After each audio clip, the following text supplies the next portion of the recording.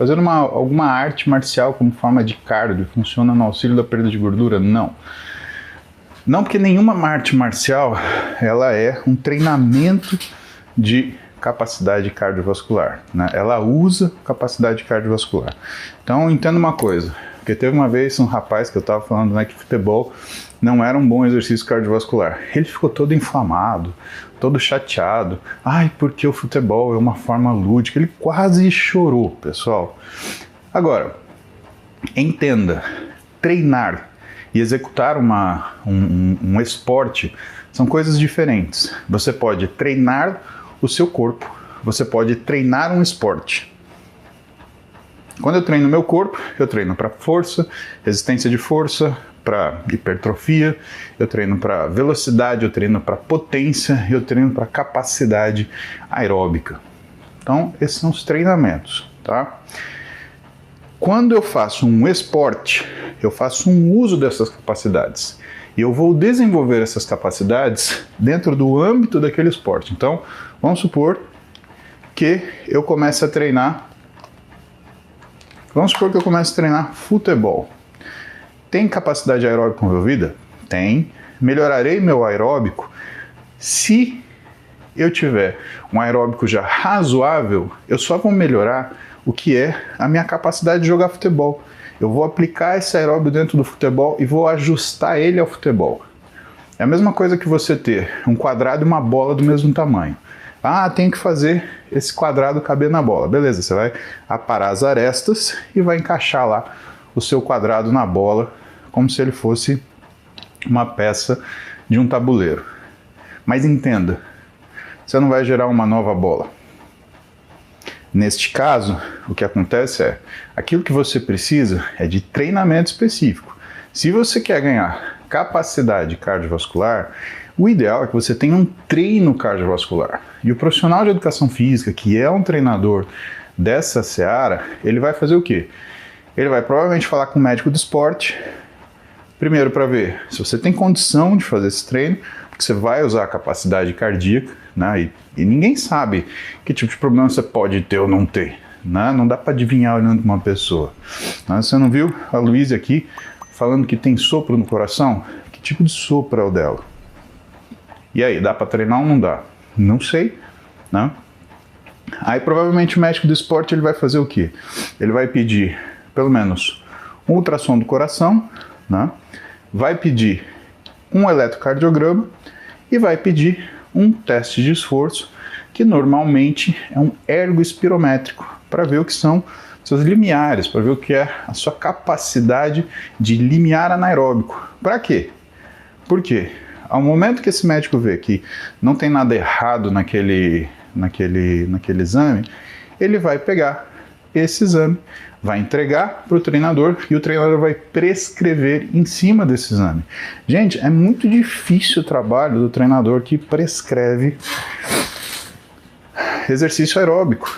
Ele precisa de um teste ergospirométrico para fazer isso. Não é uma coisa que você faz até tanto de batimento cardíaco. Quem diz o batimento é o teste ergométrico, né? O teste ergospirométrico. E o teste ergospirométrico, para você ajustar o que é a sua capacidade física para você conseguir treinar, porque senão você vai só correr na máxima capacidade, você vai cansar, você não vai treinar. A mesma coisa que eu chegar agora de manhã lá na academia, mesmo que eu seja um cara muito treinado, eu chego agora e tento levantar o máximo de peso que eu consigo. Vou levantar, sei lá, 300 quilos. Vou cansar e não vou levar o treino adiante. Corrida é assim. E aí o profissional de educação física ele vai fazer o quê? Ele vai prescrever o treino para aquilo que é a capacidade do indivíduo. E conforme o indivíduo for progredindo, o treinador vai progredindo também. É assim que funciona. Então, se quer saber o real, isso é o que a gente faz profissionalmente, tá? Agora, tem que saber diferenciar isso. Não é porque você gosta de futebol que futebol vira treino aeróbio. Não é porque você gosta de arte marcial que arte marcial vira treino aeróbio, tá? E eu vou ser muito sincero com você, Lucas. Você sabe que em 1999, 2000, né, que eu treinava jiu-jitsu na faculdade, né, Às vezes as pessoas me perguntavam, você faz algum aeróbio? Eu falo, eu faço jiu-jitsu. Eu também pensava como você. Eu fui descobrir que as coisas não eram como você pensa e que eu pensava na época, quando eu fui fazer o curso de Fisiologia do Exercício, na época do CEF, né, no Centro de Estudos de Fisiologia do Exercício, que foi construído pelo professor Antônio Carlos da Silva, hoje já aposentado da Unifesp, né? Mas na época ele era o docente que era responsável pela fisiologia do exercício. Ele era médico do Comitê Olímpico Brasileiro de Paralimpíada, né? E ele cuidava da fisiologia do exercício de todas essas pessoas. E às vezes o pessoal do Comitê Olímpico, né, pedia para ele fazer algumas coisas. Uma das coisas que a gente fez junto foi no Pan-Americano de Santo Domingo. Ele me pediu para desenhar o que era o esquema de hidratação das jogadoras de handball. Cara, isso tem... Meu Deus. Isso acho que foi em 2002, se não me engano. Eu não lembro a data. Mas foi entre 2000 e 2002, né? Eu acredito que tenha sido 2002.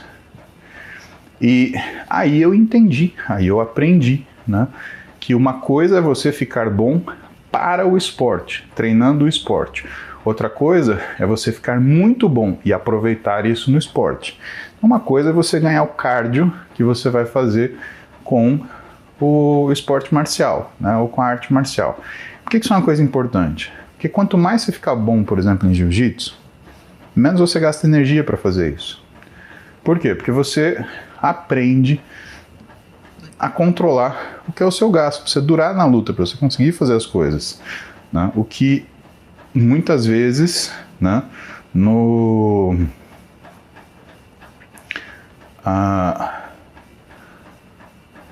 esporte em geral, ele é completamente diferente. Então não é porque você tem gás, por exemplo, para fazer 5 minutos de luta de jiu-jitsu que você vai ter gás para fazer, sei lá, 5 minutos de karatê, que é outra arte marcial, ou então 5 minutos de boxe, que é outra arte marcial, que na verdade é um esporte, né?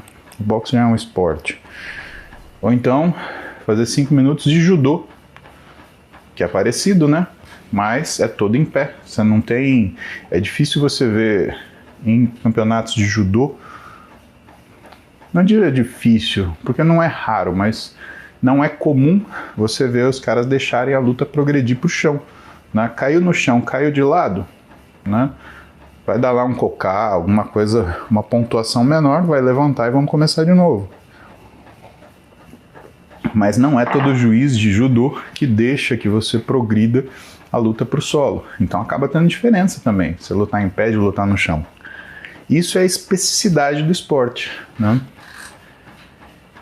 Então isso é o que você tem que saber, porque senão você começa a fazer um esporte assim achando que você está ganhando capacidade aeróbica e não está, tá?